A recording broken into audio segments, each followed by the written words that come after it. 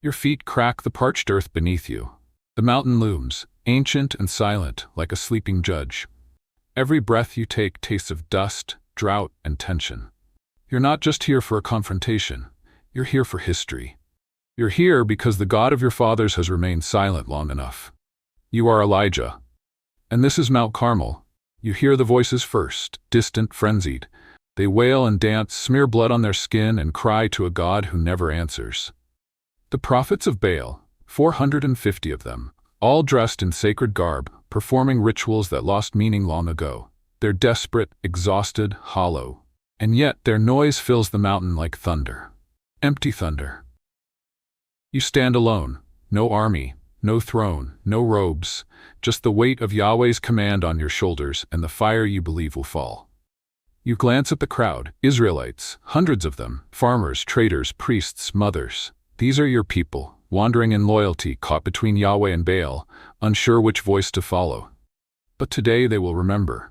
Today the silence will break.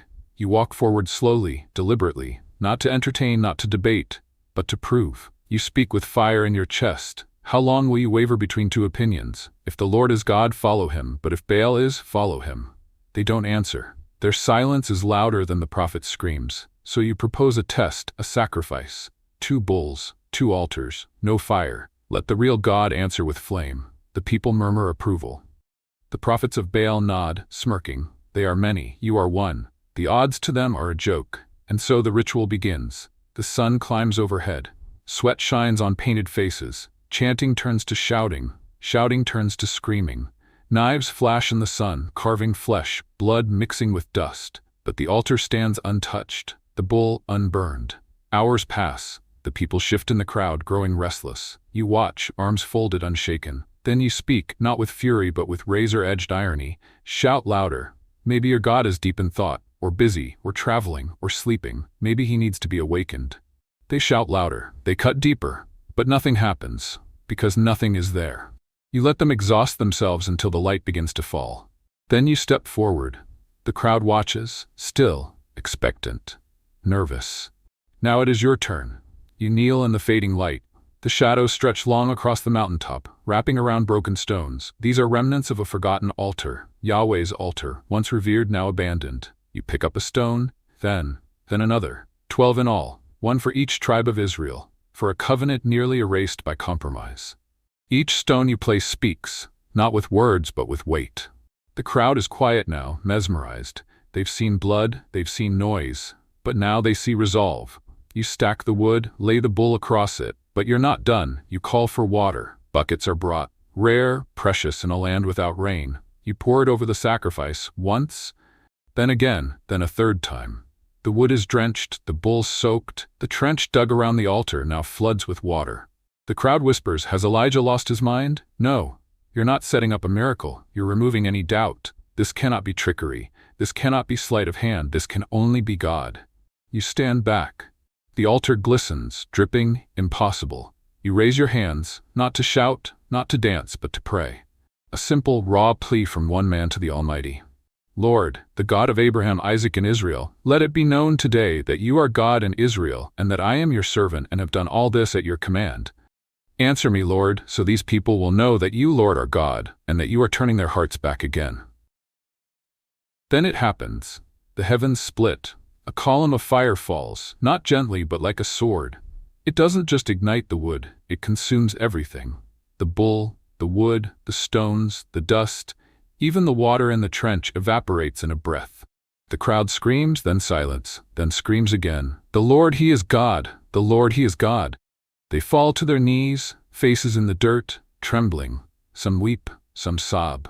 All are changed. But you are not done. You turn to the prophets of Baal, their faces pale, their eyes wide. You do not flinch. Seize them, you command. The people move as one. The tide is turned. No one runs, no one escapes. The prophets are taken to the Kishon Valley, and there they meet justice. Later the mountain is quieter, but your spirit is not at rest. The fire is fallen, but the drought remains. You climb higher. There is no one left to watch. No crowd, no spectacle. Just you and the silence of a thirsty sky. You fall to your knees, head bowed low, and begin to pray again. 7 times you send your servant to the edge. Each time he returns shaking his head. Nothing. But on the seventh he pauses. There's a cloud, he says, small, like a man's hand, rising from the sea. You smile. The drought is breaking. You stand, tie your cloak around your waist, and run. The Spirit of the Lord moves through your legs.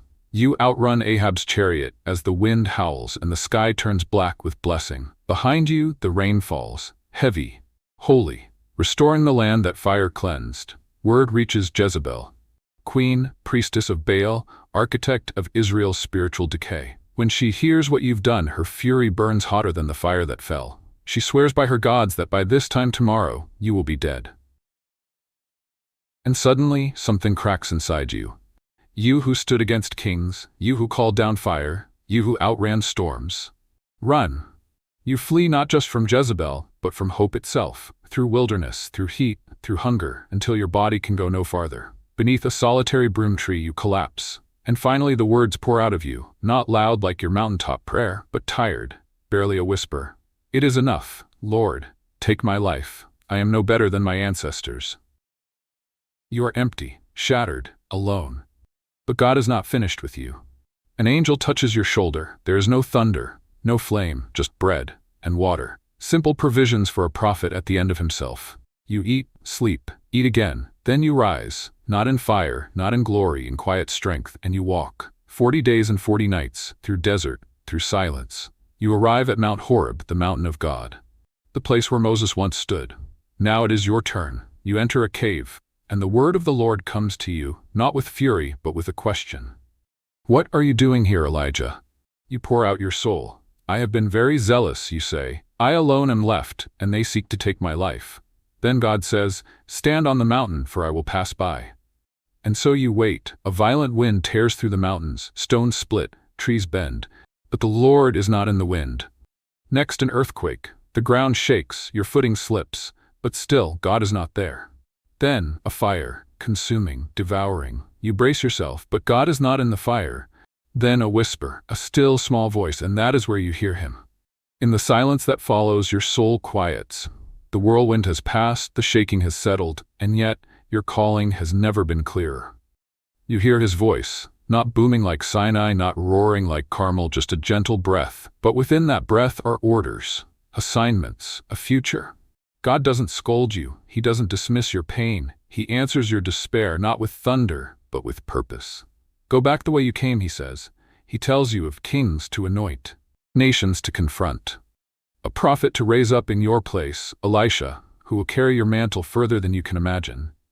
And then, the words that shatter your loneliness. I have reserved 7,000 in Israel, all whose knees have not bowed to Baal. You were never alone. You felt alone. You stood alone. But God always had a remnant, always had a plan, and you were part of it. Now, you must return. You descend the mountain, changed, not because the world has become easier, but because you understand your place in it. You find Elisha in the fields, plowing with oxen, dust on his skin, the simplicity of obedience in his hands. You take your mantle, the very cloak that ran through storms and parted rivers, and throw it across his shoulders. No words, just fire of a different kind. Elisha knows. He slaughters his oxen, burns his plow, and follows you. The story isn't ending, it's multiplying. Years pass, kings rise and fall, but you, Elijah, remain faithful. You confront sin, you protect the poor, you raise the dead, you still speak fire, but now with wisdom. And then the day comes, you walk with Elisha one last time. You know what's coming. So does he. He refuses to leave your side. As surely as the Lord lives, and as you live, I will not leave you. 3 times you try. 3 times he stays. You reach the Jordan. You take your cloak, strike the water, and the river parts. One final miracle, one final crossing. On the other side you ask him, what can I do for you before I'm taken from you? He answers boldly, let me inherit a double portion of your spirit. You nod. If you see me when I am taken from you, it will be yours. And then it happens. The sky tears open. A chariot of fire, horses of flame descend from the clouds. A whirlwind lifts you not in death but in glory. Elisha cries out, my father, the chariots and horsemen of Israel. And you vanish into the heavens, not in a grave, but in fire. You are Elijah. You defied kings. You stood on mountains. You stared down false gods and called on the living one. You felt fear, deep, aching human fear. And yet you obeyed anyway. You ran, you fell, but But you got up again. You thought you were alone, but you were never alone.